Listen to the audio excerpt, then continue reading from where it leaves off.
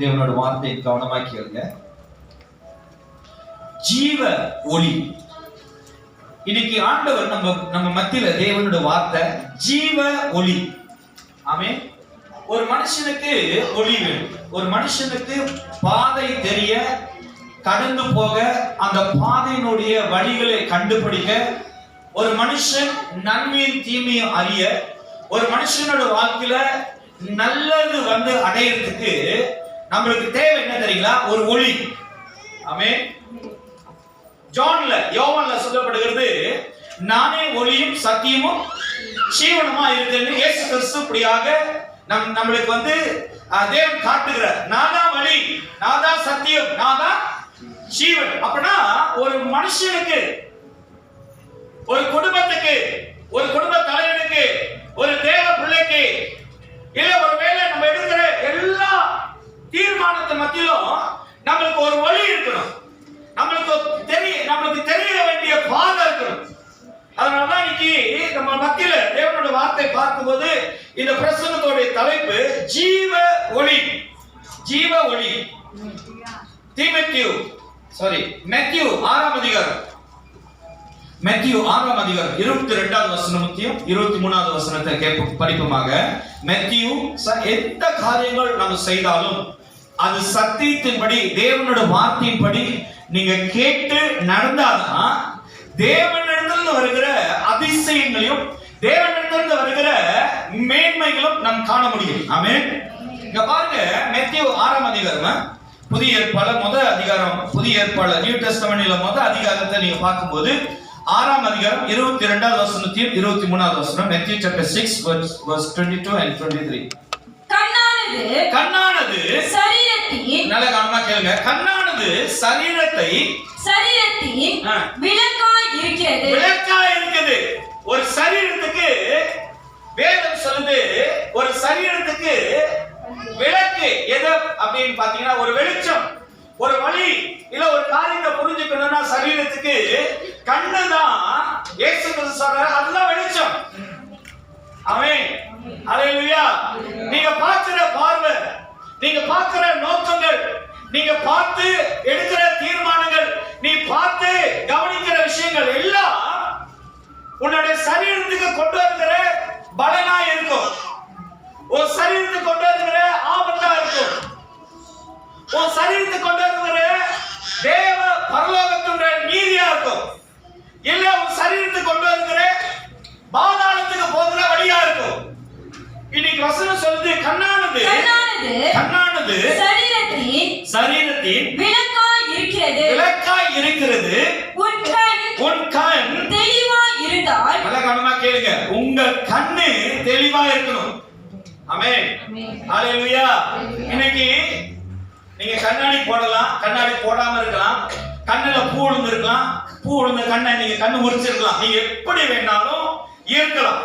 ஆனா வேதம் என்ன சொல்லுதுன்னா, உன்னுடைய கண்ணு எப்படி இருக்கணும்? தெளிவா இருக்கணும். உன்னுடைய கண்ணு எல்லா இடங்களிலும் உனக்கு வழியை காட்டணும், உனக்கு வழியை சொல்லணும், உனக்கு தெளிவான காரியத்தை உன் கண்ணு பார்க்கணும். நீங்க பாருங்க, தெளிவு இல்லாத, தெளிவு அறியாத, சரியா குத்து மதிப்பாய் ஏதோ தானமாய் வாழ்கிற கண் உள்ளவர்களுடைய சொல்ல கேட்கிறோம், ஏதோ தானமான வாழ்க்கையில போகிறவர்களுடைய அனுபவங்களுடைய வார்த்தைகளை பார்க்கிறோம். வசனம் சொல்லுது, ஒரு குருடன் இன்னொரு குருடனுக்கு வழி காட்ட முடியாது. அது போல இன்னைக்கு தேவனோட பிள்ளைகள் வெளிச்சம் தெரியாம இருளா இருக்கிற, குருடனா இருக்கிற, பாவத்தில் இருக்கிற, தேவனுக்கு அருவருப்பாய் வாழ்கிற மனுஷருடைய வார்த்தைய, அவர்களுடைய வழிகளை கேட்டு நீங்கள் பிரயாசப்படாம, நீங்கள் விரும்பாம, அந்த காரியத்தின் பின்னாடி நீங்க போகாம, தேவன் சொல்றாரு, உங்களுடைய கண் எப்படி இருக்கணுமா? ஒரு கண் தெளிவா இருக்கணும். அதுல ஒரு உதாரணத்தை சொல்லலாம். வேதத்துல நீங்க பார்க்கும்போது சாம்சன் தேவனால் அபிஷேகம் பண்ணப்பட்டவன், தேவனால் தேர்ந்தெடுக்கப்பட்டவன். தேவன் அந்த சாம்சனோட வாழ்க்கையில தேவன் வார்த்தையினால, தேவனுடைய வாக்குத்தத்தத்தினால உருவாக்கப்பட்ட பையன், ஒரு மனுஷன்.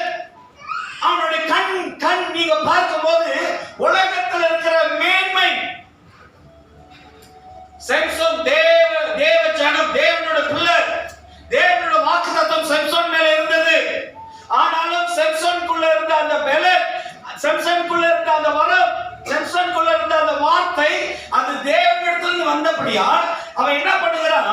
மனுஷர்கிட்ட இருக்கிற நன்மைகள், மேன்மைகளை பார்க்கிறான். அது மேல் இருக்கிற ஆசைகளை பார்க்கிறானே தவிர தேவன் கொடுக்கப்பட்ட அந்த உன் கண் தெளிவா இருந்தால் கண்ணு, இந்த தெளிவான கண்ணு என்ன பண்ணுகிறான்? உலக காரியத்தின் மேன்மைகளை விரும்புகிறான். விரும்பும் போது அந்த அந்த மேன்மையில அவன் போகும்போது அவன் நினைக்கிற அந்த பார்வை அவனை என்ன பண்ணுது? தீமையை செய்ய, தீமையை நினைக்க, தீமையான வழிகளை போகிறதுக்கு அவனுடைய வழிகள் அவனுக்கிட்ட இருந்து மாறுகிறது, அவன் முத்தி மாறுகிறது. இன்னைக்கு நிறைய இடங்கள்ல நம்ம பார்க்கிற பார்வை மேன்மை கண்டானே நம்ம என்ன நினைக்கிறோம்? நம்ம இது சாதிச்சிடலாம், நம்ம இது சுதந்திரிச்சிடலாம், இது நம்மளுக்காக வந்திருக்கு. இல்லையா? வசனம் சொல்லுது, உன் கண் தெளிவா இருந்தா. யா, நீங்க நிறைய இடத்துல நம்மளோட கண் தெளிவா இல்லாதனாலதான் சத்துருவானவன், பிசாசானவன் ஒவ்வொரு இருதயங்களிலும் தீமையான விதைகளை அவன் விதைத்து கொண்டு போகிறான். கண்ணு தெளிவில்ல, பார்க்க முடியல, விளங்க முடியல. சாம்சனை பார்த்தீங்கன்னா அவன் என்ன நடக்குது? அவன் வாழ்க்கையில தேவன் கொடுத்த வார்த்தையை அவன் திருடுகிறான். அந்த அபிஷேகம் பண்ணப்பட்ட தேவன் கொடுக்கப்பட்ட கட்டளை என்னது? அவனுடைய முடியின் மேல சவரகத்தி படக்கூடாது. மொத்த அவன்கிட்ட செய்தது என்னதுன்னா அந்த உடன்படிக்கை, தேவன் சொன்ன உடன்படிக்கை மேல சாத்தான் என்ன வைக்கிறான்? கை வைக்கிறான்.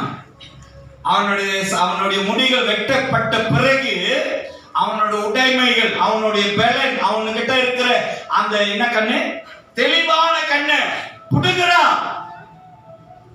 அல்லேலூயா.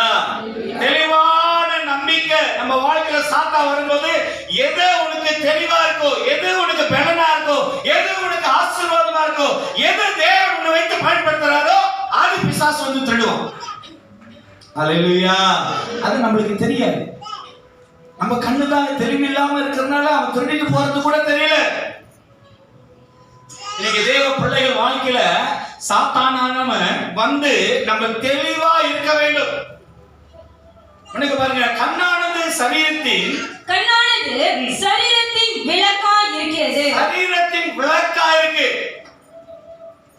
அல்லேலூயா, அல்லேலூயா.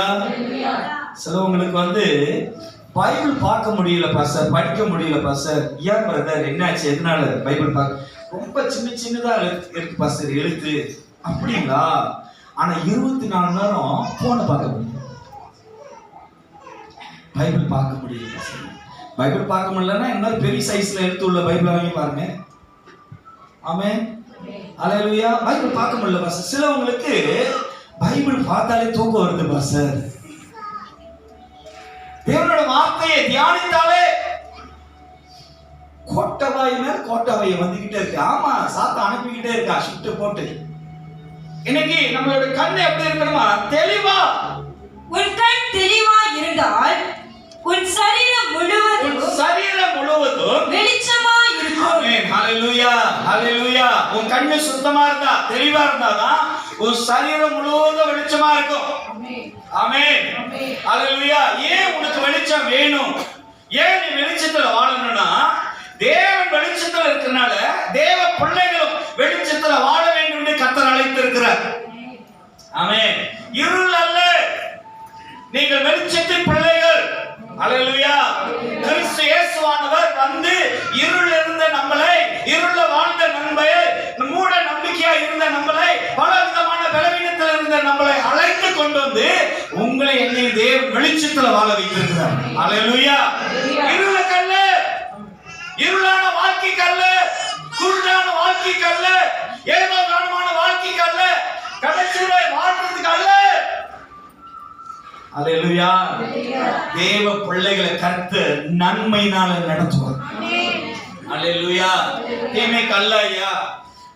தேவன் அறியாதவர்கள், தேவனை ஏற்றுக்கொள்ளாதவர்கள், துன்மார்க்கராய் வாழ்றவங்க எதை வேணாலும் ஏற்றுக்கொள்ளலாம், எப்படி வேணாலும் வாழலாம், எதை வேணாலும் சாப்பிடலாம். ஆனா தேவனை ஏற்றுக்கொண்டவர்கள் எப்படி வாழ வேண்டும், எப்படி இருக்க வேண்டும், எதை சாப்பிட வேண்டும் என்று கர்த்தர் நம்மளுக்கு போதித்து இருக்கிறார். நம்மளுக்கு ஆண்டவர் கற்றுக் கொடுக்கிறார். தேவன் சொல்றாரு, நீ வெளிச்சத்தின் பிள்ளையா இருந்தீனா உன் சரீரம் முழுவதும் வெளிச்சமா இருக்கும். அல்லேலூயா. ரொம்ப பேருக்கு இருட்டு. வீட்டுல ஏசுவாங்க, அம்மா தூங்கிட்டு இருக்கலாம், ஏமா அந்த லைட்டை போட்ட? அல்லேலூயா. எதுக்கு அம்மா போடுறாங்கன்னா, நீ கதவு நினைச்சு ஜன்னல்ல இருந்து குச்சிட கூடாதுன்னு. சிலதுங்க தெரியவே மாட்டேங்குது.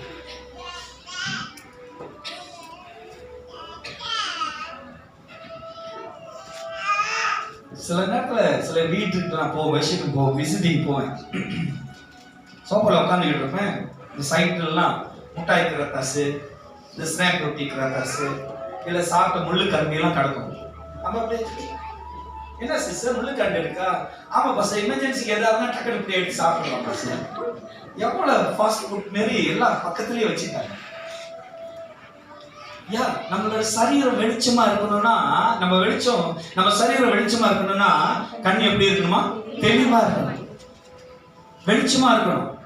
இது சத்துருவானவன் கொண்டு வருகிற, பிசாசானவன் கொண்டு வருகிற, நம்மளுக்கு எதிராக எழும்புகிற ஆயுதமா, இல்ல தேவன் நம்மளை நடத்துகிற வழிகளா என்று சொல்லி தெளிவா பாரு. நீங்க வேற எல்லாத்தையும் கொண்டு வந்து குப்பை மேல கொட்டுறதுக்கு, அல்லேலூயா, ரோட்ல போறீங்க, அது கிடைக்குது இது கிடைக்குது எல்லாத்தையும் கொண்டு வந்து வீட்டுல வைக்காத. அவன் ஏன் தூக்கி போட்டான்னு அவனுக்கு தான் தெரியும், உனக்கு தெரியாது. பொறுக்கிட்டு வந்தா அவனுக்கு தெரியாது.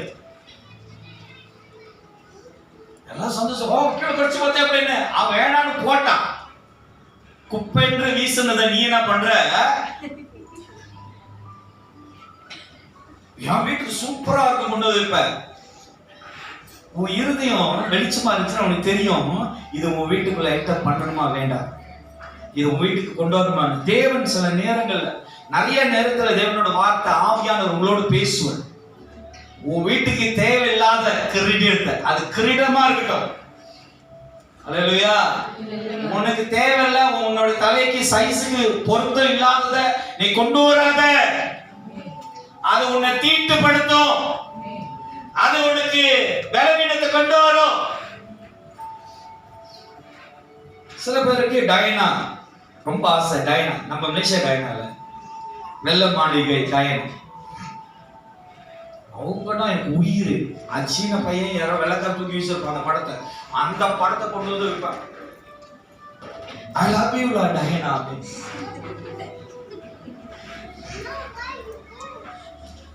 ஆனா உங்களுக்கு தெரியாத அந்த டயனாவுடைய படம் உள்ளதுனால டொய்லெட்ல வச்சிருந்தாங்க. ஏன் நம்மளுக்கு தெரியாதியா?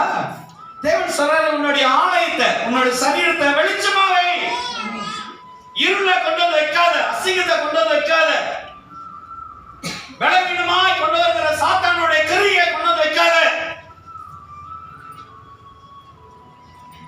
இடையில வந்து ஒரு 12 வருஷம் 13 வருஷத்துக்கு முன்னாடி ஒரு ஜோர்ல வந்து ஒரு காரியம் நடந்தது. என்னன்னா, சபையில ஒரு வயசானவர் என்கிட்ட வந்து சொன்னாரு, சாட்சி சொன்னார். என்ன சொன்னார்னா, பாஸ்டர், இந்த ஒரு பிரேஸ்லெட், அது ஒரு பிரேஸ்லெட், அந்த பிரேஸ்லெட்ல வந்து அங்கங்க காந்த மாரி சின்ன மேக்னெட் அவர் போட்டிருந்தார். இந்த பிரேஸ்லெட்ல என்ன, இத போட்டோமா எந்த தீங்கும் எந்த வியாதியும் நம்மள அணுகாது. நம்மள வந்து ஸ்கேன் பண்ணி இந்த பிரேஸ்லெட் நம்மள கிளியர் பண்ணிக்கிட்டே இருக்குமா அப்படின்னா. நான் பார்த்தேன், இது ஆண்டவரோட பயங்கர பவரா இருக்க, ஆண்டவரோட சூப்பரான வரமா இருக்கு அப்படின்னு. இன்னொரு தெரியுமா பாஸ்டர், ஒரு 5 பேர் இதே மாதிரி நம்ம போட்டு சுத்தி நின்றோமா, நடுவுல அப்படியே மேல ஏறுவாங்க. அந்த பிரேஸ்லெட் அவ்வளவு மகிமை. அது சொல்றது யாரு? நான் சொன்னா கண்டுபிடிச்சிருக்கேன். நான் சொல்றேன், வேதத்தை கரைச்சி குடிச்சவர் சொல்றாருயா. பிரேஸ்லெட் போட்டு 5 பேர் நின்றா ஒரு நடுவுல இருக்கிற அப்படியே ஏத்திடலாம் பாஸ்டர். யா, உன் கண்ணு இருள் அடைஞ்சுன்னு வச்சுக்க, இந்த குப்பை எல்லாம் எங்க திரும்ப வந்து நிற்கும்? ஒரு சகோதரன் நான் நீ பார்த்தேன், சார் எனக்கும் என் மனைக்கும் ரொம்ப ப்ராப்ளமா இருக்கு. என் பாஸ்டர் கிட்ட போய் கேட்டேன். என் பாஸ்டர் சொன்னாரு, ஐயா நானும் ஜெபிச்சு பார்த்துட்டு உன் மனைவி மாறல, பத்து பார்ல ஒரு மந்திரக்காரன் இருக்கான், அவனை போய் பாரு, உன்னையும் உன் மனைவியை சேர்த்து வச்சிருவான். ஐயா சாத்தான் ஆனவன் வசனம் சொல்லுது, அவன் எதுக்கு சுத்தி வரானா? எவனை விழுங்கலாம் என்று அவன் சுத்தி அவன்கிட்ட போய் என்னை சேர்த்து வச்சிருக்க, அவனே வெட்டான், வெட்டி பிரிச்சு ஊத்தி கொடுக்குறான், எடுத்துருவோம். அப்ப கூட நம்மளுக்கு அறிய முடியல, தேவனால் முடியாத காரியங்கள் ஒன்றும் இல்ல, சாத்தான் தான் இந்த மாதிரி காரியங்கள்லாம் செய்யறான்னு நம்மளுக்கு தெரிய மாட்டேங்குது. நம்ம இருதயம் ஏன் தெரியுங்களா? நேற்று கூட வானிலை சொன்னேன், தேவனோட வார்த்தைக்கு, தேவனோட வசனத்துக்கு ஜீவன் இருக்கு. எத்தனை பேர் நம்புறீங்க? தேவனோட வார்த்தைக்கு உயிர் இருக்குன்னு எத்தனை பேர் நம்புறீங்க? நீங்க உங்க முகத்தெல்லாம் பார்த்தா எப்படி தெரியுமா இருக்கு? எங்க காட்டுங்க பாக்குறேன். அல்லேலூயா. நான் சொன்னேன், ஆண்டவரோட வார்த்தைக்கு, தேவனோட வசனத்துக்கு ஜீவன் இருக்கு. ஆனா இந்த ஜீவன் உள்ள வார்த்தை, இந்த விதைய வசனம் சொல்லுது, நான் சொல்லல. வசனம் சொல்லுது, இயேசு சொல்றாரு, பாறை நிலத்துல விதைய போட்டீங்கன்னா என்ன பண்ணாதான்?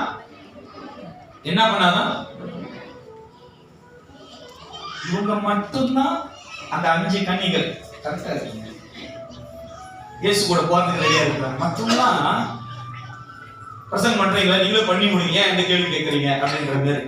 ஏன் பாறை நிலத்துல இயேசு சொல்றாரு, பாறை நிலத்தின் மேல போடுகிற விதை ஒரு நாள் முளைக்காது. அது போல நம்மளுடைய இருதயம் கடினமா இருந்துச்சுன்னா, நம்மளுடைய இருதயம் எந்த வார்த்தையும் கேட்காம, நீங்கள் பிடிவாதத்திலையும் நீங்க கடினத்திலையும் நீங்க ஒரு மாதிரி இருள இருந்தீங்கன்னா, தேவனோட வார்த்தை நம்மளை விடுதலை ஆக்காது. உன்னுடைய இருதயம் நல்ல நிலமா இருந்தாதான், நல்ல கவனமா கேளுங்க, உங்க இருதயம் நல்ல நிலமா இருந்தாதான் விதைக்கப்படுகிற தேவனோட வார்த்தை அது முளைக்க செய்யும். எத்தனை பேர் நம்புறீங்க? தேவனோட வார்த்தைக்கு ஜீவன் இருக்கு. அது விதைக்கணும்னா நீ நல்ல நிலமா இரு. ஒரு சரீரம் எப்படி இருக்கணும்? வெளிச்சமா இருக்கணும். அப்பதான் அந்த வெளிச்சத்துக்குள்ள தேவனோட வார்த்தை என்ன பண்ணுமா? அது கனி கொடுக்கும். நீ இருளா இருக்கும் போது, நீ கடினமா இருக்கும் போது, நீ உலகத்தில் இருக்கிற அவர்களுடைய ஆலோசனை கேட்டீங்கன்னா, தேவனோட வார்த்தை உனக்கு வார்த்தையா தான் இருக்குமே தவிர அதுல உயிர்ப்பிக்கிற எந்த அடையாளத்தையும் நம்மளால பார்க்க முடியாது. நீங்க பழகுற நண்பர்கள், நீங்க போகிற உறவினர்கள் சொல்லலாம், அவங்களோட வாழ்க்கை தரம், அவங்களோட வாழ்க்கை அனுபவங்கள், அவங்களோட விதங்கள் சொல்லலாம். அவங்களுக்கு அதெல்லாம் ஒத்து போகும். ஆனால் தேவ பிள்ளைகளுக்கு அது பகைகளை உண்டாக்கும். ஆமென். அல்லேலூயா. அவர்கள் வாழ்கிறது போல நீங்க வாழ முடியாது. அவர்கள் நடந்து கொள்கிறது போல நீங்கள் நடக்க கூடாது. அதனாலதான் தேவன் உலகத்திலிருந்து நம்மளை வேறான கர்த்தர் பிரித்தெடுத்திருக்கிறார். அதனால சொல்றாரு, கண்ணானது சரீரத்தின் விளக்காய் இருக்கிறது. உன் கண் தெளிவாய் இருந்தால், நல்ல கவனமா இன்னொரு இன்சிடென்ட் சொல்றேன். பேதுரு வந்து இயேசுவை மறுதலிச்சிட்டான், சபிச்சிட்டான். இயேசு யாருன்னு தெரியாதுன்னு சொல்லிட்டான். அப்புறம் ஒரு பெண்ணு வந்து கேட்கிறான், நான் இயேசுவோடு உன்னை பார்த்தனே, அப்பவே சொல்றேன் எனக்கு யாருன்னு அவருக்கு தெரியாது. இன்னொரு நபர்கள் வந்து உன்னை நான் இயேசுவோட பார்த்தனே சொல்றான், அவர் யாருன்னு தெரியாத நான் சபிக்கிறேன். ஆமென். அவன் இருதயம் பாருங்க, இயேசு கூட ஊழியம் செஞ்சான், இயேசுவோட எல்லா இடத்துலயும் போனான், இயேசு செய்த அடையாளங்கள் எல்லாம் பார்த்தான். அது மட்டும் இல்ல, இயேசு கடல்ல நடந்தது போல இவனும் விசுவாசமா என்ன பண்றான்? இன்னைக்கு நம்மளும் அப்படிதான். இயேசு நடந்தது போல, இயேசு செய்தது போல, இயேசு ஜெபித்தது போல நாமும் செய்வோம். அற்புத அடையாளங்கள் கண்டாலும் நம்மளுடைய இருதயம், நம்ம சரீரம் இருளா இருந்துச்சுன்னா இந்த பேதுரு போல ஒரு நாள் நம்ம மறுதலிப்போம். பேதுரு போல ஒரு நாள் நாம் பின்வாங்கி போவோம். பேதுரு போல அவிசுவாசத்தினால தேவனை விட்டு தூரம் போவோம். ஆனாலும் தேவனோட ஒரு பார்வை பேதுருவோட சிந்தையை மாத்தது. ஒரே பார்வை தான் இயேசு. அது கோழி கூவுது, இயேசு டன் டன் டன் டன் திரும்பி பார்க்கிறாரு. பேதுரு மனக்கசப்பு, மனம் கசந்து அழுவுற. ஒன்னும் தெரியாத அவரை நான் மறுதலிச்சிட்டேன், அவரோட ஊழியம் செஞ்ச நான் மறுதலிச்சிட்டேன். தட் இஸ் இறுதி சுத்தப்படுது, சரீரம் சுத்தப்படுது, வெளிச்சமாகுது. ஹல்லேலூயா. இன்றைக்கு நம்மளுடைய இறுதி, நம்மளுடைய சரீரம் கண்ணு வெளிச்சமா இருந்தாதான், கண்ணு தெளிவா இருந்தாதான் உன்னுடைய சரீரம் வெளிச்சமா இருக்கும். கண்ணு வாசிமா. உன் கண் தெளிவா இருந்தால், என்னுடைய கண் தெளிவா இருந்தால் உன் சரீரம் முழுவதும் வெளிச்சமா இருக்கும். சரி. உன் கண் கெட்டதா இருந்தால், இது நல்லா கவனமா கேளுங்க. பாஸ்டர் நீங்க சொல்லலாம், பாஸ்டர் நான் கண்ணெல்லாம் சுத்தமா தான் இருக்கு, நான் தெளிவா தான் இருக்கிறேன், நான் கரெக்டா தான் இருக்கிறேன், நான் ஜெபிக்கிறேன், நான் உபவாசிக்கிறேன், சனிக்கிழமை ஆராதனைக்கு வரேன், குடும்பத்துக்கும் பிள்ளைகளுக்கும் சரியான பர்சனா இருக்கிறேன், நிறைய இடத்துல சாட்சியா இருக்கிறேன். நீங்க என்ன சொல்லலாம், நீங்க 1000 காரியங்கள் சரியா செஞ்சாலும் உன் கண் கெட்டதா இருந்தால், நீங்க எல்லாத்துலயும் சரியா இருந்தாலும் தேவனோட வார்த்தை தான் நம்மளை விடுதலை ஆகும். ஆமென். நீ ரொம்ப நல்லவனாரு, குடும்பத்துக்கு நல்லது செய், உன்னோட எதிர்காலத்துக்கு எவ்வளவு வேணாலும் சேர்த்து வை, பிள்ளைகளை மேன்மையான படிப்புல கொண்டு போ, வீடு காடி சொத்து எல்லாம் சேர்த்து வை, மேன்மையான வாழ்க்கை வாழு, உன்னை தடை செய்யல. ஆனா இந்த வசனம் தான் நம்மள சரிப்படுத்த முடியும். இந்த வசனம் தான். அதனால வசனம் என்ன தெரியுமா சொல்லுது, சத்தியத்தை அறிவீர்கள் நீங்கள் அப்பொழுது பணக்காரர் ஆவீங்க, சத்தியத்தை அறிவீர்கள் அப்பொழுது நீங்கள் விடுதலை ஆவீங்க, சத்தியத்தை அறிவீர்கள் அப்போதான் நீங்க யாக்கோபின் சந்ததி போல பெருகுவீங்கன்னு வசனம் சொல்லல.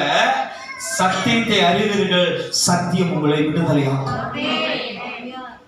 இன்னைக்கு தேவனோட வார்த்தை தான் நம்ம வாழ்க்கிற வாழ்க்கைக்கு ஒரு விடுதலையே, ஒரு உதாரணமே, ஒரு பாதையே தேவனோட வசனம் தான். எத்தனை இருதயங்கள் தேவனோட வார்த்தைய நல்ல நலமாய் ஏற்றுக்கொள்ளுதோ அந்த இருதயத்தை தேவன் விடுதலை ஆக்குவார்.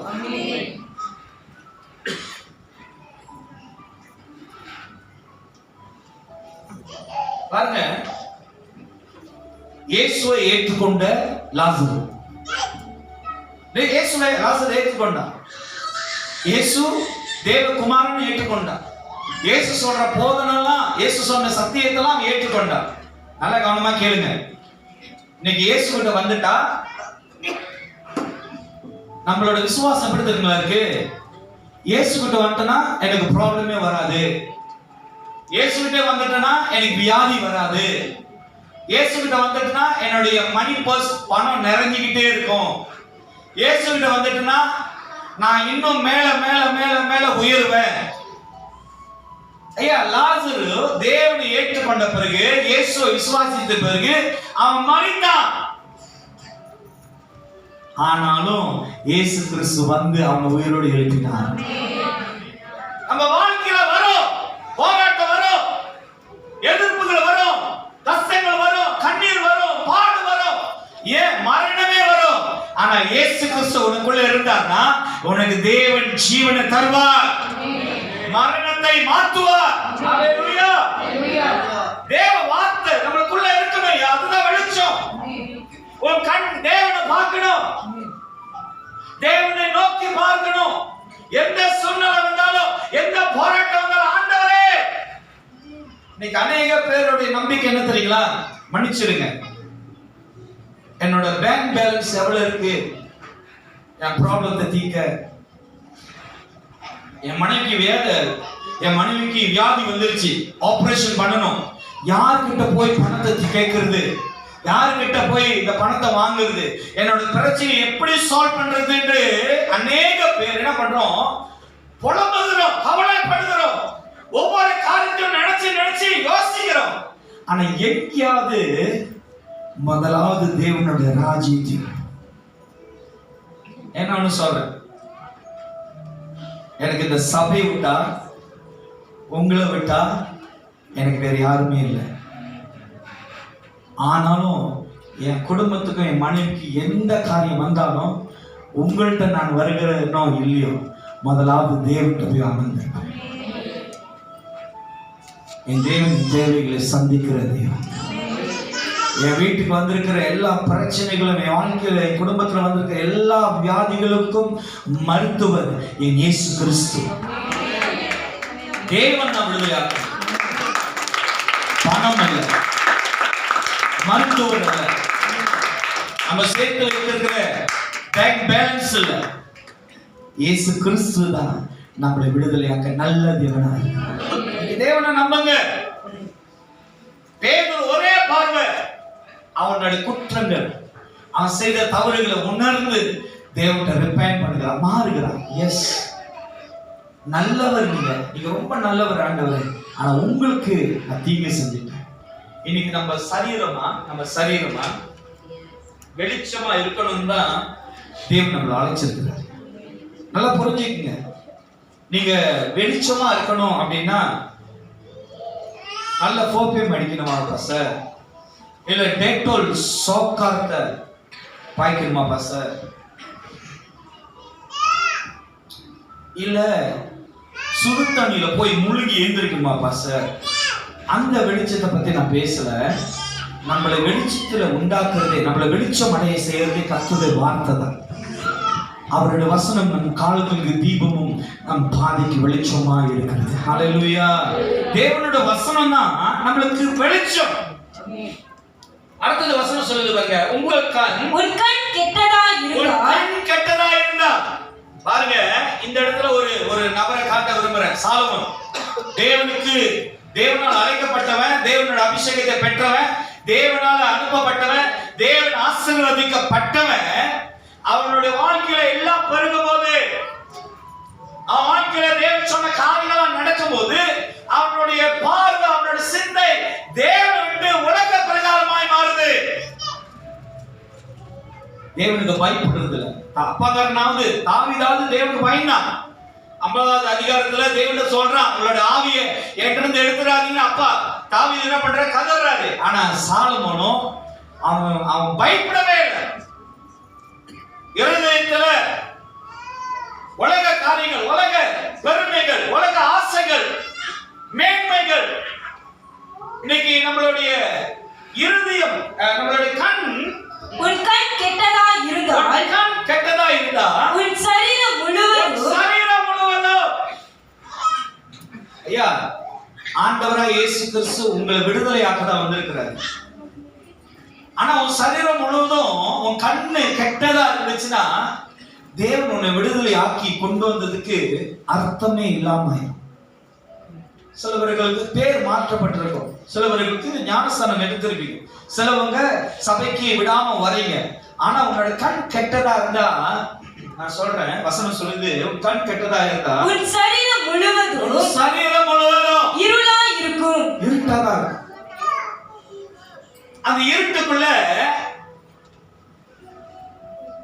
ஐயா அந்த வசனம் தொடர்ந்து வாசியமா, அந்த வசனத்தை போட்டிருக்கு, இப்படி உன்னில் உள்ள வெளிச்சம் இருளா இருந்தால். இங்க வசனம் என்னதுங்க சொல்லுது, உன்னில் உள்ள வெளிச்சம் அப்படின்னா, எப்படி வெளிச்சத்துக்கு ஒரு லைட்டுக்கு அப்படின்னா ஒரு வெளிச்சத்துக்கு ஒரு பிரைட்னஸ் இருக்கோ, அதே போல இருளுக்கு ஒரு பிரைட்னஸ் இருக்கு. அப்படின்னா இருளானது இருளுடைய காரியத்தை தான் விரும்பும், வெளிச்சமா இருக்கிற தேவனோட காரியத்தை விரும்பாது. திருப்பி அது வாசிங்க மேலது, உன் கண் கெட்டதா இருந்தால் உன் சரீரம் முழுவதும் எவ்வளவுதான் உன்னால முடியாது. காரணம் என்ன? உன்னோட கண் தீமையை பார்க்குது, தீமையை விதைக்குது, தீமையை பேசுது, தீமையான காரியத்தை தேடுது. அதனால உன்னோட சரீரம் என்ன ஆகுதா? இருளாய் மாறுகிறது.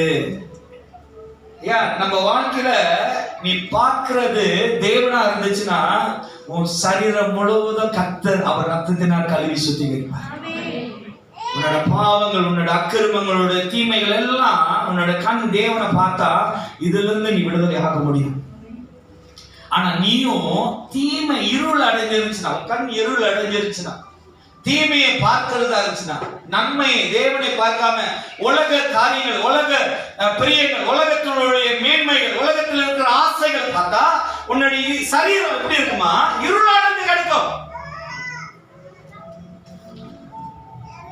ஒரு பாட், ஒரு பாசியில மண்ணை வச்சுட்டு, ஒரு பாசியில ஒரு பாசியா பாட், அதுல நீங்க எந்த கண்ணு, இந்த கண்ணுல செடி கண்ணு, அது என்ன கண்ணு, என்ன மரம், என்ன செடியை கொண்டு வந்து நட்டாலும் அந்த மண் என்ன பண்ணுமா?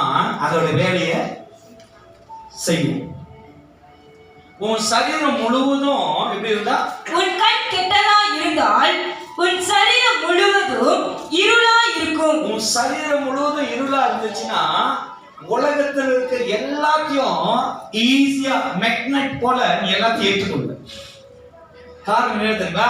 உன்னோட கண்ணு கெட்டதா இருக்கு, உன் கண்ணு இருள் அடைஞ்சிருக்கு, உன் கண்ணை நன்மையை பார்க்க முடியல, உன்னோட கண்ணை தேவனை பார்க்க முடியல, தேவனோட வார்த்தை ஏற்றுக்கொள்ள முடியல, சத்திய வசனத்தை கேட்டு விடுதலையாக முடியல. காரணம் என்ன?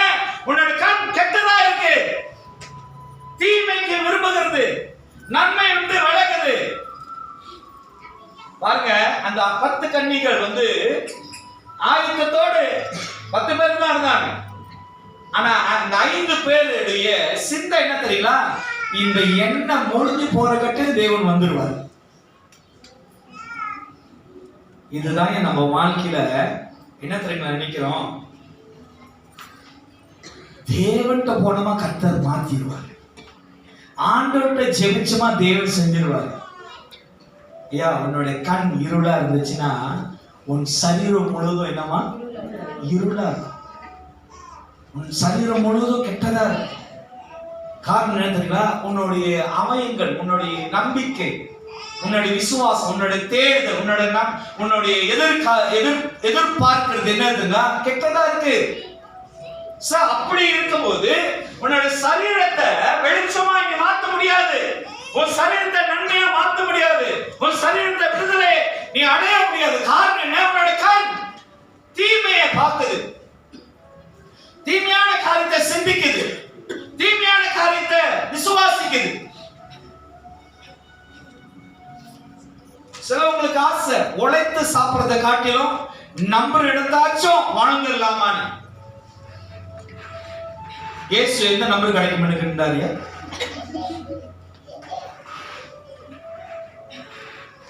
இது உலகம் கற்றுக் கொடுத்தது, உலகம் சொல்லும். இவங்களை எப்படி அழிக்கலாம், இவங்களோட சொத்தை எப்படி பிடுங்கலாம், இவங்களை எப்படி ஏமாத்தலாம், உலகம் சிந்திக்க, உலக அறிவுகள், உலக காரியங்கள் சொல்லிக் கொடுக்கும். வேற இடத்துல எடுத்துங்க, இவனுடைய பதவியை எப்படியாவது நம்ம எடுத்துக்கணும். தேவன் அப்படி அல்ல. அல்லேலூயா. தேவனுடைய வார்த்தை அப்படி அல்ல. அல்லேலூயா, அல்லேலூயா. இன்னொரு காரியத்தை நான் சொல்றேன்.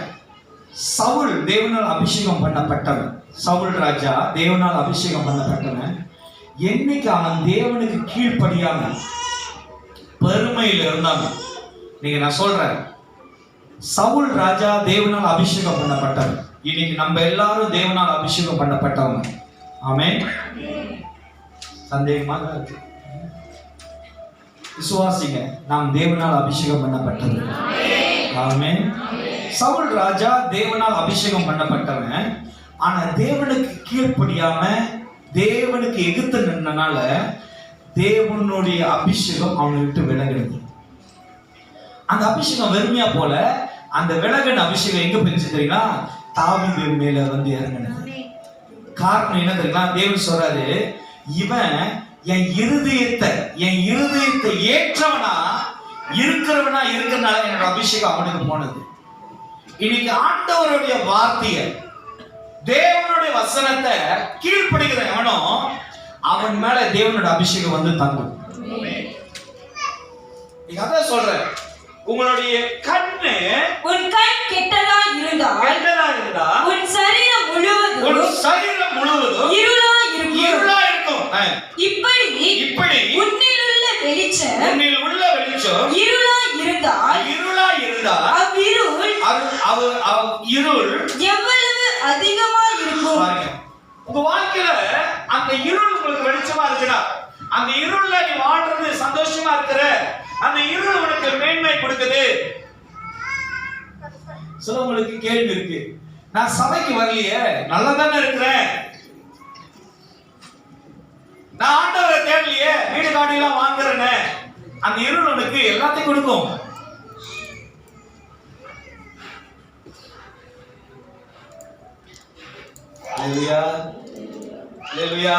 சொல்லலாம்னு வந்தேன், அது சொல்லாத இருக்காரு, அதனால வாங்கி முடியும்.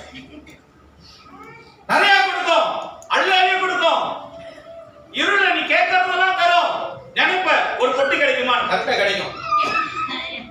நினைப்ப கேஎஃப்சி வருமானு, கேஎஃப்சி யாரோ வாங்கி வந்து கொடுப்பாங்க. இருள் எல்லாம் கொடுக்கும். உனக்கு என்ன வேணும்? பச்சை நோட்டு வேணுமா, சோப்பு நோட்டு வேணுமா, சாக்லேட் நோட்டு வேணுமா? சாக்லேட் நோட்டு ஒண்ணு அடிக்கலையா? அடிச்சு அனுப்புவான். கிரேப்போட ஃபாஸ்டா கொடுப்பான். ஆனா அது எங்க இருந்து வருது தெரியுமா? இருள் கிட்ட இருந்து வருது. வேதத்துல பாருங்க, யாத்திராகத்துல மோசே செய்கிறது போல அந்த காலத்துல ராஜாவுடைய மந்திரவாதிகளும் செய்தார்கள். அவர்களும் அற்புதம் அடையாளம் செஞ்சாங்க. இன்னைக்கு இருளானவன் நம்ம வாழ்க்கையில நம்ம கேட்கறது, விரும்புறது எல்லாம் தருவான். ஒரு வீட்டுக்கு 10 வீடு தருவான். ஆனா நீ கடைசியா போறது எங்க தெரியுங்களா? அவன் எங்க போறானோ அங்கதான் நீங்க போய் அடைவீங்க. சாத்தான் கொடுப்பான். நீ 4 டயர் காடி கேட்டிருப்ப, அவன் 6 டயர் காடி கொடுப்பான். எது வேணும் அவனுக்கு? அவனுக்கு தேவை காடி இல்ல, டயர் இல்ல, அவனுக்கு தேவை உன்னுடைய ஆத்மா. அவனுக்கு தேவை நீ அவனோடு கூட்டணி சேர்ந்து நரகத்துக்கு போகணும். அவ்வளவுதான். நம்ம என்ன பண்ணுகிறோம்? அந்த மேன்மையை, அந்த ஆசீர்வாதத்தை, அந்த உயர்வை, அந்த நன்மையை ஏற்றுக்கொள்றோம். ஆனா நீ நானும் போகிற இடம் தேவன் கருத்துல இருக்கா, இல்ல உன்னை வஞ்சிக்கிற சாத்தான் கருத்துல இருக்கா? ஆமென். திருப்பி வாசி மாதிரி.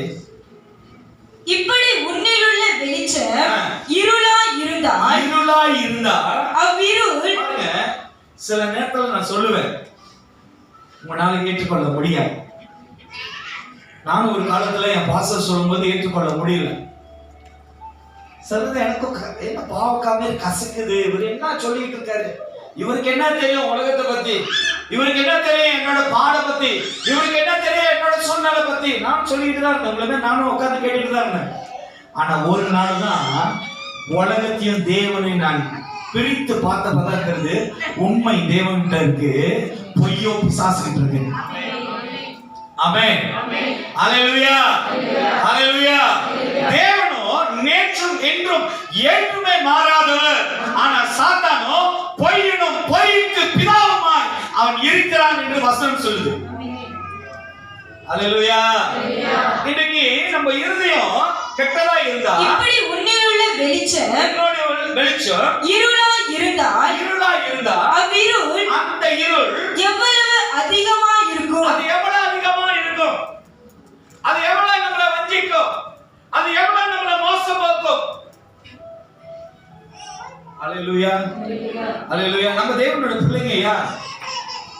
நாகமான் சொல்றான், எலிசா சொல்றான், நாகமானுடைய அந்த காணிக்கைய கூடாரத்துல வைக்காதன்ற எலிசா சொல்றாரு கேயாசி கிட்ட, இந்த நாகமான் கொண்டு வந்த இந்த காணிக்கைய உங்களுக்கு ஒண்ணு தெரியுமா? நிறைய இடத்துல நான் போவேன், அடக்க ஆராதனை செய்வேன். போன சண்டே கூட ஒரு அடக்க ஆராதனை செஞ்சேன். போன சண்டே அவரு சபைக்கு போகாதவர், அவரு தமிழ் ஆனா இயேசு ஏற்றுக்கொண்டாரு, ரோமன் கத்தோலிக். அவங்க ஒய்ஃபு சபா, ஓரான் சபா. ஸோ அவர் அவர் இறந்துட்டார், 38 வயசு, ஹார்ட் அட்டாக். எனக்கு அடிச்சாங்க, பஸ்ஸை நீங்க வந்து அடக்க செய்ய முடியாது, நான் வரேன். ஓகே போனேன். அங்க போனா தெரியுது மலேசியா பல மொழியில பேசணும், 3 மொழியில பேசணும்னு அப்பதான் தெரியுது. ஆண்டவரே என்ன சோதனை. ஒரே சாட்சி யார் தெரியுங்களா? ஆண்டவர் அனுப்புனாரு, ஜோனத்தன் மட்டும்தான் சாட்சி. என்னோட பாடு அங்க, ஆண்டவரே அப்படியே நெருப்பு மேல மலாய் பேசுற, இங்கிலீஷ் பேசுற, தமிழ் பேசுற, மலாய் பேசுற, இங்கிலீஷ் பேசுற, தமிழ் இப்படியே ரவுண்ட் பண்ணி பாட சொல்றேன். எல்லாம் போனை தேடுதுங்க. ஆண்டவரே எனக்கு ஒரு பாட்டை கொடுங்கன்னு கொடுத்தாரு. அது மலாயா இங்கிலீஷா தெரியல, எல்லாம் பாடி முடிச்சு எல்லாம் பாடிச்சு.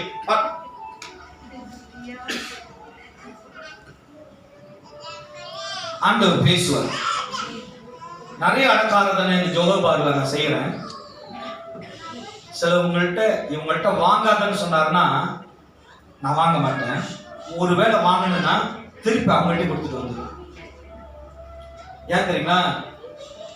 தேவன் வாங்காதன்னு சொல்லிட்டாருன்னா நான் வாங்கவே கூடாது. வேதம் அதுதான் கற்றுக் கொடுக்கு. ஹல்லேலூயா, ஹல்லேலூயா. ஒருத்தன் வரா, இப்படி சொல்றேனே, இப்ப நம்ம வந்து பில்டிங் வாங்க போறோம், சர்ச் பில்டிங் வாங்க போறோம். இதே வரிசையில பார்த்துட்டோம், லோன்லாம் ஃபில் பண்ணிட்டு இருக்கோம். ஒருத்தர் வராரு, பிசினஸ் மேன், டத்தோ வராரு வச்சுங்களேன். டத்தோ வந்து வந்துட்டு சொல்றாரு, பாஸ்டர் சம்திங் ஐ ஃபீல், நான் உங்களுக்கு ஒரு 1 லட்சம் கொடுக்கலான்னு செக் எழுதுறாரு. அந்த பிரதர் சொல்றதுக்கு முன்னே தேவன் சொல்லிடுவாரு, இந்த பணம் லோத்ரி, இவன் வந்து ஒரு ஆளை ஏமாத்தி அவங்கள்ட்ட இருந்து வஞ்சித்து வந்த காசு, இத வாங்காதன்னு தேவன் சொல்லுவாரு. ஆனா என் மனசு என்ன சொல்லுன்னா, இந்த முகத்தெல்லாம் பார்த்தா 1 லட்சம் கொடுக்குற மாதிரி தெரியல, பரவாயில்ல சைட்ல வந்து எடுத்துக்கோ. இதுதான் சரீர இருள் அடைஞ்சிருக்கு. இப்படிதான் இருள் அடைஞ்சிருச்சுன்னா அதை மீன்மே பார்ப்போம், ஆனா பேசுகிறவருடைய ஆலோசனை கேட்கவே மாட்டோம். ஆனா தேவன் சொல்வார், இந்த பணம் எங்க இருந்து வந்துச்சு தெரியுமா? நம்பர் எடுத்து வந்துச்சு. மற்றவங்களுடைய சஹாம், மற்றவங்களுடைய இபிஎஃப், மற்றவங்களுடைய வீடோட காசை ஏமாத்தி வாங்கின காசை எடுக்காத. இந்த சாலமோன் அப்படிதான் தீமையான காரியத்தெல்லாம் செய்வான். தேவன் செய்யாதன்னு அப்பதான் போய் செய்வான். நம்ம வாழ்க்கையில் பாருங்க, ஆண்டவர் சொல்வாரு, இதை செய்யாத, இது விரும்ப, இதை நான் விரும்பல, இந்த காரியத்தை நிக்காத. தேவன் சொல்றாரு, ஆண்டவர் என் தேவை என்ன தெரியும் ஐயா? ஆண்டவர் உன்னை தடை செய்யறாருன்னா, உன்னை அந்த இடத்துல தேவன் தப்பு வைக்கிறாருன்னா, தேவன் உனக்கு ஏதோ ஒரு நன்மை செய்ய போறாருன்ற அடையாளம் தான் யாது. That is the first priority. அதுதான் முதல் அடையாளம். உன்னை அந்த காரியத்திலிருந்து தேவன் விலக்குவார். விலகு, இந்த காரியத்திலிருந்து விட்டு விலகு, இந்த விஷயத்திலிருந்து விட்டு விலகு. காரணம் என்ன தெரியுங்களா? தேவன் உங்களுக்கு நன்மை செய்யும். இன்னொரு சாட்சியை சொல்லிடுறேன். நம்ம அந்த பில்டிங்கை பார்க்கும்போது, அந்த பில்டிங்கோட விலை வந்து 1.07 மில்லியன் தான் சொன்னேன். நம்ம தான் எத்தனை பேருக்கு ஞாபகம் இருக்கு? 1.7 மில்லியன் அதாவது ஞாபகம் இருக்கா? பாசர் எங்கள்கிட்ட ஏன் கேட்குறீங்க, நீங்க தான் வாங்குறீங்க அப்படின்றீங்களா? நம்ம ஆளுக்கு எதுக்குமே தலையாட்ட மாட்டீங்க.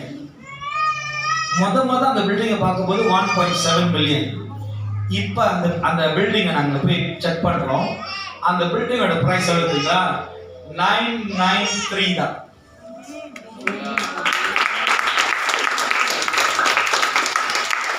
தேவன் நம்மளுக்கு ஏதாவது ஒரு காரியத்துல தாமதமா நம்மள நடத்துறாருன்னா, நம்ம விழுந்து இழந்து போறதுக்கு அல்ல, அதுல நின்று ஜெயம் கொள்ளதான் தேவன் நம்மளை அழைத்து சொல்றார்.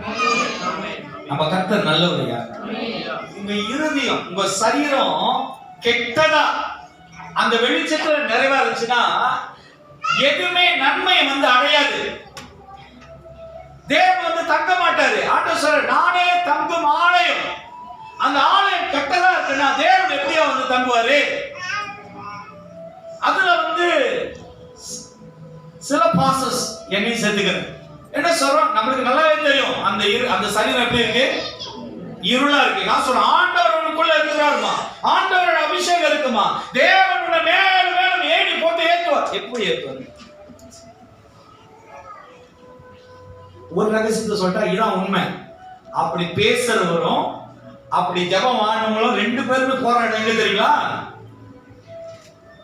பாதாளம்.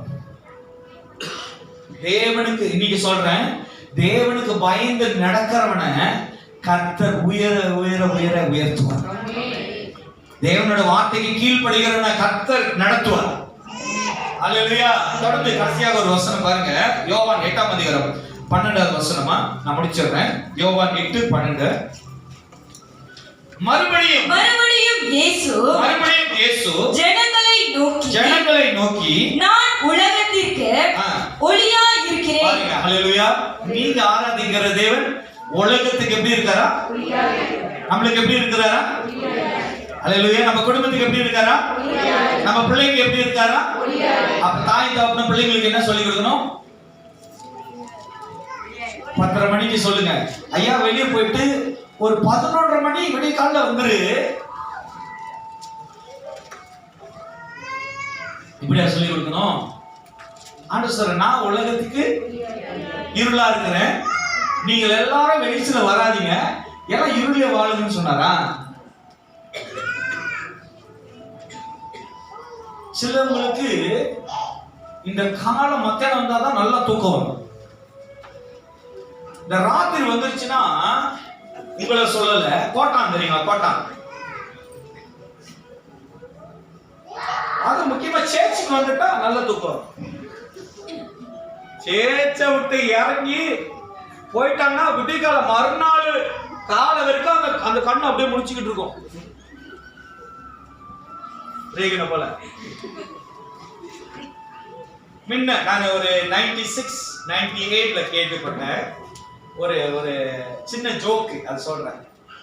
எதுக்கு வீடியோன்னு பேர் வச்சாங்கன்னா, வீடியோ இப்பெல்லாம் அந்த பேர் இல்ல, வீடியோ எதுக்கு பேர் வச்சாங்கன்னா, கலப்படம். முன்ன வந்து கலப்படம் ஒரு நிகழ்ச்சி ஓடும். முன்ன 96ல உள்ளவங்களுக்குலாம் தெரியும், இப்பெல்லாம் தெரியாது. 96 கலப்படம். அதுல ஒரு டைட்டில் சொன்னேன். அப்ப சொன்னது எதுக்கு வீடியோ பேர்னா, விடிய விடிய பார்க்கறதுக்கு பேர் தான் வீடியோ. ஏன் சிரிக்கிறீங்க தெரியுங்களா? இதெல்லாம் வந்து பிறக்கல அந்த டைம்ல.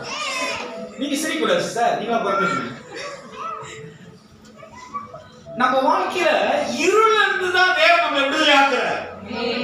வெளிச்சத்துல வாழணும், இருளை விட்டு விலகுங்க. சாத்தான் கொண்டு வருகிற எல்லா உலகத்தினுடைய மேன்மை. இயேசு பாருங்க அழகா சொன்னாரு. பிசாசு சொல்றான், இயேசு கிட்ட சொல்றான், கமரு என்ன பணிஞ்சு கொள்ளு, சுத்தி இருக்கிறது எல்லாம் உனக்கு தரேன். இன்னைக்கு நம்மளே அப்படிதான் ஏமாத்துறான். எத்தனை பேர் அது பின்னாடி போறீங்க?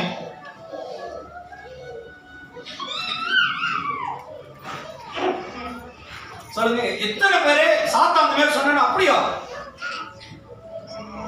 இதா ஓகே. வார்த்தை சொல்லுது, நீ தேள்களையும் பாம்புகளையும் மெதிப்பீர்கள் போட்டிருக்கு. நம்மளும் என்ன பண்ணுறோம்? சாத்தான் கொண்டு வருகிற தேளும் பாம்பையும் கொண்டு வந்து போட்டோ மாட்டி வச்சுக்கணும். மெதிக்க வேண்டிய நீ இல்லையா? தேவன் சொல்ற வார்த்தை பாருங்க. மறுபடியும் இயேசு ஜனங்களை நோக்கி நான் உலகத்துக்கு ஒளியா இருக்கிறேன். நல்லா கவனமா கேளுங்க. இயேசு சொன்னது ஒண்ணுதான், நான் ஒளியா இருக்கிறேன். என்னை பின்பற்றுகிறவர்கள் எத்தனை பேர் ஆண்டவரே பின்னாடி போறீங்க? தெரியல. ஆமென். விசுவாசம் சொல்லுங்க. ஏதோ ஒரு சோதனை வந்திருக்கனால பாஸ்டர் நான் பின்பற்றேன்னு நினைக்கிறீங்களா? வியாதி வந்திருக்கு, கல்யாணம் தேவை வந்துருச்சு, பிள்ளைக்கு தேவை இருக்கு, பையனுக்கு தேவை இருக்கு, குடும்பத்துல கணவனுக்கும் எனக்கும் பல ப்ராப்ளம், அதனால ஆண்டவரை பின்பற்றேன்னு நினைக்கிறீங்களா? இல்ல மனசார என்ன நடந்தாலும் தேவனை நான் பின்பற்றுவேன்னு நினைக்கிறீங்களா? ஆமென். ஹல்லேலூயா. அவங்களுக்கு தான் அந்த வசனம் என்ன சொல்லுது? என்னை பின்பற்றுகிறவர்கள் இருளிலே நடக்காத. ஆமென். ஹல்லேலூயா. இனி இந்த முகத்தெல்லாம் இந்த சீன குஞ்சு பாச்சா முடிஞ்சானே அங்கெல்லாம் கொளுத்திட்டு இருப்பானுங்க. அங்க எங்கேயாவது ஏதாவது முகத்தை பார்த்தேன், இங்க சொல்றது வெளிச்சத்தில் நடப்பேன், அங்க பார்த்தா அவன் இருட்டுல டும்மு டுப்புன்னு அதுல போயிட்டு பிராக் பாக்குறது. எப்படி ஒவ்வொரு தியானுக்கும் ஒவ்வொரு பல்பு போட்டிருக்காங்களோ அதே போல ஒவ்வொரு இடத்துல பிசாசு நின்று பார்த்துட்டு இருக்கான். வந்திருக்கே ஐயா நீ இரு உனக்கு தியானம் சாய். அப்புறம் போயிட்டு எல்லாம் ப்ராக் பார்த்துட்டு மறுநாள் காலைல 10 மணி பாஸ்டர் அடிக்கிறது. பாஸ்டர் நேற்றுலாம் தூக்கம் இல்ல பாஸ்டர்.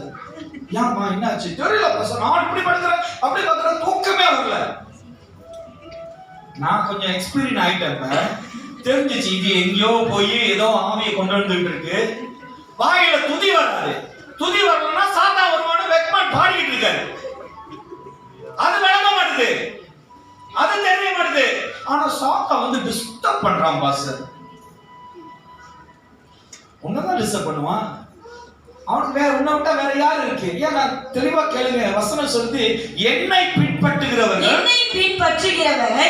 இருளிலே நடவாமல் இருளிலே நடக்காது. ஆமென், ஹalleluya, ஹalleluya. இந்தியால இருந்து ஒரு தீர்க்கதரிசி வந்திருக்கிறாரு. யாரும் சொல்ல மாட்டேன், ஏன் சொன்னா பாஸ் சொல்லிட்டாருன்னு போயிருவீங்க. அவர் சொல்றாரு, இந்த கூட்டத்துல நான் லைட்லாம் திறக்க மாட்டேன், ஒரே ஒரு மெழுகு திரி தான் வச்சிருப்பேன், வாங்க அற்புதம் நடக்கும். போய் அங்க உட்கார்ந்துட்டு இருக்காங்க. தேவனோட வார்த்தை அறிகிறவர்கள் எத்தனை பேர்களோ அத்தனை பேர்களையும் தேவன் விடுதலையாக்குவார். சிலவங்களுக்கு ஆசை சேர்ச்சி எல்லாம் படிச்சுன்னு டிஸ்கோ லைட்லாம் இருந்தாதான் அந்த சபை நல்ல சபை என்வால்மெண்ட் அப்படியே வருது. இங்கே நான் கொடுப்பேன் என்வால்மெண்ட் கொடுக்கணுமா? எல்லாரும் மேல பெட்ரோல் ஊத்திட்டு ஒரே கொடுத்துதான் என்வால்மெண்ட் ஒண்ணு ஊத்து. நான் தோட்டத்திட்ட ஒரு பாத்தியம், என் மனைவிட்ட ஒரு பாத்தியம் கூட ஏச்சினு பாதி வெத்து வேகாம போங்க இருந்து சேர்ச்சிக்கு. என்வால்மெண்ட் அப்படியே இல்லையா? என்வால்மெண்ட் என்பது தேவனோட வார்த்தை. சத்தியத்தை அறிவீர்கள், சத்தியம் நம்ம விடுதலை ஆக்கணும். என்வால்மெண்ட் வந்து நீ வந்து ஒரு என்வால்மெண்ட் வந்து ஒரு பூவை போல ஒரு இந்த மாதிரி இருந்தீங்கன்னா இதுக்கு என்வால்மெண்ட், இதுக்கு எதுக்கு என்வால்மெண்ட் வேணுமா? ஆண்டவர் என்வால்மெண்ட் பண்ணுங்க, என்வால்மெண்ட் என்ன மாதிரி பைத்தியக்காரர் வேற யாரும். நீ பிரேயர் மீட்டிங் வர மாட்டற, ஆன்லைன் வர மாட்டற, தேவனோட வார்த்தை கேட்க மாறலனா உனக்கு என்னத்துக்கு என்வால்மெண்ட்? இது வேற யாரும் இல்லையா? சகோதர சகோதரி, உங்களை தவிர வேற யாருக்கு நான் பிரசங்கம் பண்ணல. தேவ வார்த்தை என்பது உயிர்ப்பிக்கும். தேவனுடைய வார்த்தை அது மகிமையும் மகத்துவமானது. வெளியே போய் சொல்லிடுறாருங்க, பாஸ்டர் பூவுல எல்லாம் அடிச்சு பிரசங்கம் பண்றாரு. அன்னைக்கு ஒரு நைஜீரியன் பாஸ்டர் பார்த்தா, அவருக்கு எந்த எனாட்டிங் வந்துட்டல உளுப்பில பிச்சி வீசி அடிச்சு